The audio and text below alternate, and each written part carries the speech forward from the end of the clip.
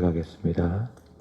전능하사 천지를 만드신 하나님 아버지를 내가 믿사오며 그의 외아들 우리 주 예수 그리스도를 믿사오니 이는 성령으로 잉태하사 동정녀 마리아에게 나시고 본디오 빌라도에게 고난을 받으사 십자가에 못 박혀 죽으시고 장사한 지 사흘 만에 죽은 자 가운데서 다시 살아나시며 하늘에 오르사 전능하신 하나님 우편에 앉아 계시다가 저리로서 산 자와 죽은 자를 심판하러 오시리라.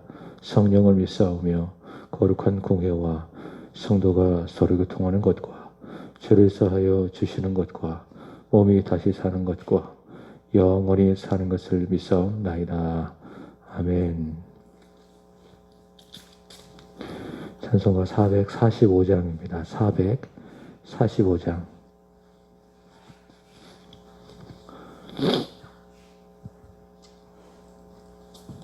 (445장입니다) 대산을 넘어 험곡에 가도 빛 가운데로 걸어가면 주께서 항상 지키시기로 약속한 말씀 변치 않네. 하늘의 영광 나의 원 속에 차고도 넘쳐 할렐루야를 힘차게 불러 영원히 주를 찬양하리. 깜깜한 밤에 다닐지라도 주께서 나의 길 되시고 나에게 밝은 빛이 되시리. 길 잃어버릴 염려 없네. 하늘의 영광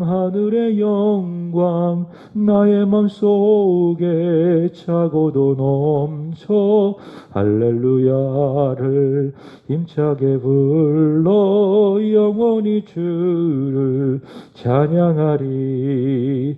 광명한 그 빛 마음의 바다 찬란한 천국 바라보고 할렐루야를 힘차게 불러 날마다 빛에 걸어가리. 하늘의 영광 나의 맘속에 차고도 넘쳐 할렐루야를 힘차게 불러 영원히 주를 찬양하리. 사도행전 21장입니다. 1절부터 16절까지입니다. 사도행전 21장 1절부터 16절까지입니다. 우리가 그들을 작별하고 배를 타고 바로 곳으로 가서 이튿날 로도에 이르러 거기서부터 바다라로 가서 베니게로 건너가는 배를 만나서 타고 가다가 구브로를 바라보고 이를 왼편에 두고 수리아로 항해하여 두로에서 상륙하니 거기서 배의 짐을 풀려 함이러라. 제자들을 찾아가서 거기서 이래를 머물더니 그 제자들이 성령의 감동으로 바울더러 예루살렘에 들어가지 말라 하더라. 이 여러 날을 지낸 후 우리가 떠날새 그들이 다 그 처자와 함께 성문 밖까지 전송하거늘 우리가 바닷가에서 무릎을 꿇어 기도하고 서로 작별한 후 우리는 배에 오르고 그들은 집으로 돌아가니라. 두로를 떠나 항해를 다 마치고 돌레마이에 이르러 형제들에게 안부를 묻고 그들과 함께 하루를 있다가 이튿날 떠나 가이사랴에 이르러 7 집사 중 하나인 전도자 빌립의 집에 들어가서 머무니라. 그에게 딸 넷이 있으니 처녀로 예언하는 자라.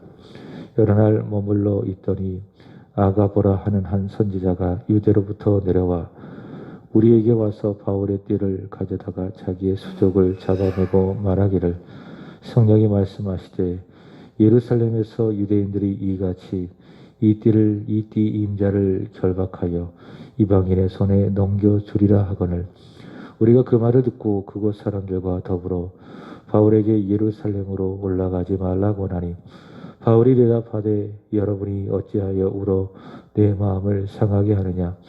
나는 주 예수의 이름을 위하여 결박을 당할 뿐 아니라 예루살렘에서 죽을 것도 각오하였노라 하니 그가 고난을 받지 아니하므로 우리가 주의 뜻대로 이루어지리라 하고 그쳤노라. 이 여러 날 후 여장을 꾸려 예루살렘으로 올라갈새 가이사랴에 몇 제자가 함께 가며 한 오랜 제자 구브로 사람 나소를 데리고 가니 이는 우리가 그의 집에 머물려 함이러라. 아멘. 이제 세 번째 바울의 전도 여행이 마무리되어 갑니다. 20장에서 밀레도에서 바울은 에베소 장로들을 초청을 해서 예루살렘으로 들어가는 자신의 각오를 밝히고 또 자신이 떠나면 장로들, 오늘날로 말한다면 목회자입니다. 목회자로서 어떻게 교회를 목양할 것인지를 전했습니다. 크게 두 가지입니다. 첫 번째, 자신은 예루살렘에 들어가서 은혜의 복음을 전하게 될 것이다. 그 복음을 온전히 전하기까지는 자신은 자신의 목숨을 조금도 귀한 것으로 여기지 않겠다. 즉 목숨보다 복음 전파가 더 중요하다. 그렇게 이야기를 했습니다. 두 번째로는 자신은 여기까지 복음을 전하고 또 교회를 목양하면서 범사에 모범을 보였다. 첫 번째 모든 겸손, 두 번째 진실, 세 번째로는 인내입니다. 그렇게 교회를 섬기고 목양을 했으니 당신들도 나와 같은 그런 마음으로 주께서 자신의 피로 사신 교회를 잘 섬겨주었으면 좋겠다. 그렇게 부탁을 했습니다. 이런 바울의 이 고별 설교는 목회자로서 초심을 잃어버릴 때가 종종 있습니다. 그럴 때마다 이런 내용들을 읽어가면서 잃어버리는 초심을 다시 갖게 하는 아주 귀한 내용이라고 할 수 있을 것입니다. 이제 바울은 밀레도를 떠나 배를 타고 3절 말씀해 보시면 어디에 갔는가 하면 수리아로 갔습니다. 거기서 트로에 이르게 되어졌는데 4절 보시면은 거기서 믿는 제자들을 찾아가서 일에 7일을 머물렀습니다. 그랬더니 그 제자들이 성령의 감동으로 바울을 향하여 말하기를 예루살렘에 들어가지 말라라고 권한 것을 볼 수 있습니다. 이 부분에 대한 해석이 필요합니다. 예루살렘에 가지 않는 것이 제자들의 말처럼 성령의 감동은 아닌 겁니다. 성령의 감동, 성령의 역사는 예루살렘에 가는 겁니다. 바울이 그것을 알고 있거든요. 그러니까 바울의 마음속에 있는 그림은 예루살렘에 가서 거기에서 복음을 전하고 또 아가야 교회에서 마련되어진 그 연보를 전하는 그 일들이고요. 그 사명을 다 마치고 내가 후에 로마도 보아야 하리라. 이 바울의 목표처럼 이후에는 로마로 들어가서 또 거기에 복음을 전하는 것입니다. 그래서 성령의 감동은, 성령의 인도하심은 바울이 예루살렘으로 들어가는 것입니다. 그것이 바로 이제 성령의 감동인데, 그러니까 바울이 예루살렘으로 들어가면 성령의 감동을 따라 그러나 죽을 수도 있다. 박해가 있을 것이다. 사도행전 20장 23절에 보시면 오직 성령이 각성에서 내게 증언하여 거기에 결박과 환난이 나를 기다린다 하나. 그러니까 성령께서 인도하시고 또 가야 한다 말씀하시고 동시에 내가 예루살렘에 가면 결박을 당하게 될 것이고 또 환난을 당하게 될 것이다. 이것이 바로 성령의 감동입니다. 근데 이 제자들이 그런 바울의 당할 일을 알기 때문에 인간적인 그런 마음으로 또 바울을 향한 인간적인 동정으로 만류하며 말하기를 뭐라고 이야기합니까? 예루살렘으로 들어가지 마십시오라고 권면한 겁니다. 이렇게 이해를 해야 되겠죠. 자, 그렇지만 바울의 의지는 변함이 없습니다. 비록 예루살렘에 결박이 있다 할지라도 환란이 기다린다 할지라도 가서 복음을 전하고 가서 자신이 만난 또 전한 예수를 전하고 후에 로마도 보아야 한다라고 하는 그 의지가 있고요. 그리고 비전이 있습니다. 죽을 수 있어도 가는 것, 죽을 수 있어도 가는 것. 이것이 바로 바울의 믿음, 또 바울이 가야 할 길이라고 할 수 있을 것입니다. 수요일 새벽에 이렇게 기도를 하는데 그날따라 이렇게 찬송을 좀 많이 불렀습니다.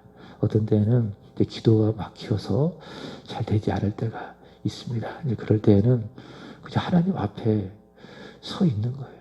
많은 내용들을 가지고 구하기보다는 그저 하나님을 묵상하면서 예수님의 십자가를 바라보면서 그저 가만히 있는 겁니다. 또 어떤 때는 또 찬송을 통해서 기도를 부르기도 하고 하나님 앞에서 받은 말씀도 있고 또 감당해야 될 사명도 있고 앞으로 가야 될 그런 길도 있기 때문에 내가 어떻게 이 사명을 감당해야 될까 생각을 하면서 찬송을 부릅니다. 어떤 찬송을 부르는가 하면 나는 가리라, 나는 가리라 그 찬송을 부르게 되는 겁니다. 비바람이 앞길을 막아도 나는 가리, 눈보라가 앞길을 막아도 나는 가리, 나는 주의 길을 가리라, 우리 주님 발자취를 따라 나는 가리라. 이런 찬송을 부르면서 내가 어떻게 이 사명을 감당할 수 있을까 하나님 앞에 마음을 다짐하고 또 기도하게 되는 것이죠. 사도 바울이 이런 마음이 아닐까요? 비록 예루살렘에 결박이 있고 또 환란이 있고 죽음이 기다린다 할지라도 나는 가리라. 주님 발자취를 따라 나는 가리라. 이것이 사도 바울의 마음인 것입니다. 7절 이하의 말씀을 보시면 그렇게 두로를 떠나서 어디에 이르게 되죠? 둘레마이에 이르러 거기에서 가이사랴에 이르게 됩니다.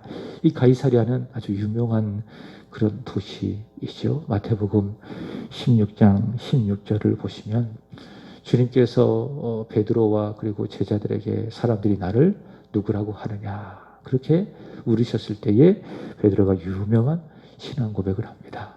주는 그리스도시요 살아계신 하나님의 아들이십니다. 그렇게 고백한 곳이 바로 이 가이사랴입니다. 이제 거기에 도착을 하게 되어졌는데 거기에서 7 집사 전도자 빌립의 집에 들어가게 되었습니다. 이 빌립은 사도행전 6장에 보시면 믿음과 성령이 충만한 사람이라고 이야기를 하고 있습니다. 그 중에 한 사람이 스데반과 더불어 그가 이제 빌립입니다. 근데요, 여기 보시면 7 집사라고 성경에 우리말 성경에는 기록을 되어 있는데 원래 이제 원문을 제가 찾아봤어요. 그랬더니 7 집사라고 하는 말은 없어요. 집사. 그러니까 우리나라 이 말로 성경을 번역하다가 보니까 7 집사라고 하는 말을 끼워놓은 것이 아닌가. 그래서 원문의 의미를 그래도 솔직하게 정직하게 번역하려고 애쓴 그 성경이 킹제임스 버전이거든요. 영어 성경도 그렇고 한글 성경도 그렇고 제가 찾아보니까는 뭐라고 번역하고 있는가 하면 7 집사 이렇게 이야기하지 아니하고 7 사람 그렇게 말하는 것을 볼 수가 있습니다. 참고로 알아두시고요. 자, 그 빌립의 집에 머물면서 10절에 보시면 한 선지자가 유대로부터 바울에게 오게 됩니다. 그가 누구인가 하면 아가보라고 하는 선지자입니다. 이 아가보는 사도행전 11장 28절의 말씀을 보시면 그로부터 약 15년 전에 예루살렘에 아주 심각한 기근이 올 것을 예언한 선지자가 바로 이 아가보입니다. 근데 이 아가보가 아주 상징적인 행동을 하면서 바울이 예루살렘에 들어가면 당하게 될 일을 말합니다. 물론 이것도 성령의 감동으로 아가보가 바울에 대하여 예언을 하게 되는 것인데 11절 보시면 우리에게 와서 우리라고 하는 것은 이 사도행전을 기록하는 바울과 그의 동력자들을 말하게 되는 것이겠죠. 우리에게 와서 바울의 띠를 가져다가 자신의 수족을 잡아매고 말하기를 성령이 말씀하시되 예루살렘에서 유대인들이 이같이 이 띠의 임자를 결박하여 그를 이방인들의 손에 넘겨주게 될 것이다 라고 이야기를 합니다. 바울이 성령의 감동으로 보니 예루살렘에 들어가게 될 것인데 거기에서 결박당하게 되고 이방인들에게 넘겨져서 죽을 위기에 처하게 될 것을 성령의 감동으로 예고를 하게 되는 것입니다. 자, 그러나 사도 바울은 두로에서와 같이 그의 입장은 변함이 없습니다. 그러니까 사도 바울의 어떤 마음의 믿음의 결심은 사람들이 이렇게 한다고 해서 거기에 대해서 변하거나 변경하는 것이 아닙니다. 성령께서 주신 은혜의가 있고 또 감동이 있고 마음의 결단이 있다면 끝까지 그 일에 대하여 변함이 없는 것입니다. 바울이 그런 마음이죠. 바울이 두로에서와 같이 말하기를 12절 보십시오. 12절 보시면 우리가 그 말을 듣고 그곳 사람들과 더불어 바울에게 예루살렘으로 올라가지 말라. 또 그 말을 얼마나 이 아가보의 말을 이 누가를 포함한 이 바울의 동력자들이 심각하게 들었겠어요. 그죠? 아주 성령에 충만한 선지자가 와서 바울의 그 당할 환란을 아주 사실적으로 이렇게 몸으로 모셔를 통해서 보여주면서 이야기를 하니 이 바울의 동력자들의 마음에 불안한 거죠. 가지 말아라. 예루살렘에 들어가지 말아라. 아주 강하게 권면을 합니다. 권면을 합니다. 그랬더니 바울이 13절 또 그도 역시 강하게 이야기합니다. 더 강하게 이야기합니다. 바울이 대답하되 여러분이 어찌하여 울어 또 울면서 얘기할 거기 가지 말아라. 가면 결박이 있고 환란이 있다. 울면서 강하게 권면하는 거예요. 그랬더니 말하기를 어찌하여 당신들은 내 마음을 상하게 하느냐. 나는 예수의 이름을 위하여 결박을 당할 뿐만이 아니라 예루살렘에서 죽을 것도 나는 각오하였노라. 이렇게 전하는 것을 볼 수 있습니다. 바울의 의지와 뜻은 변함이 없습니다. 그는 주님을 위해서라면 결박을 당할 뿐만이 아니라 죽을 것도 그는 각오했습니다. 우리 주님 예수님을 위해서라면 복음을 전하는 한 영혼을 위해서라면 그는 결박도 또 죽음도 전혀 아깝지 않으니 피하지 않겠다라고 하는 겁니다. 개인적으로 제가 중학교 3학년 때 예수님을 인격적으로 만났습니다. 전에는 그냥 왔다 갔다 이렇게 했었죠. 근데 예수님을 인격적으로 만나고 예수님이 정말 나를 사랑하는구나. 나를 위해서 십자가에서 자신의 몸을 아낌없이 찢으셨구나. 그 십자가를 통해서 나를 사랑한다 말씀하시는 그 예수님 앞에 모든 것 다 내려놓고 예수님 저도 사랑합니다. 저도 이제 예수님을 위해서 살고 싶습니다. 근데 그 어린 나이에 그렇게 눈물로 기도했던 그런 기억이 있습니다. 그리고 간절히 기도했어요. 정말 어떻게 보면 순수한 그런 기도였다라고 지금이 생각이 되어지는데 주님을 위해서라면 주님 맡겨진 사명을 위해서라면 복음을 위해서라면 이 목숨 주님을 위해서 아낌없이 버리고 싶습니다. 드리고 싶습니다. 이런 기도를 그 시절에 드렸던 그런 기억이 있습니다. 그런 기도가 있기 때문에 신학을 하는 것으로 마음에 결심했고 또 신학을 하고 또 교회를 섬기며 여기까지 오게 되었습니다. 바울의 마음이 이런 마음이죠.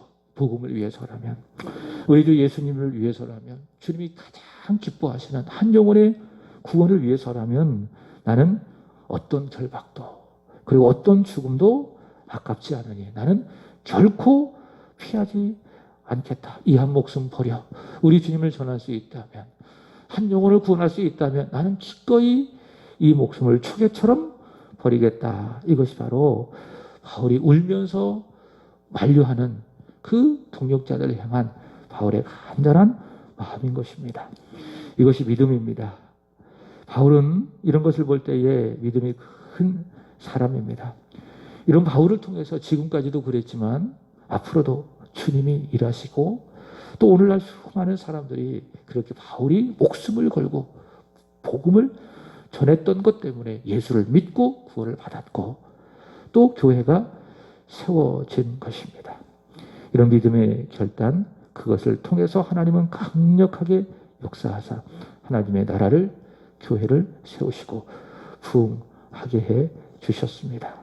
바울은 철저하게 오직 복음을 위하여 오직 주 예수를 위하여 살았던 사람입니다.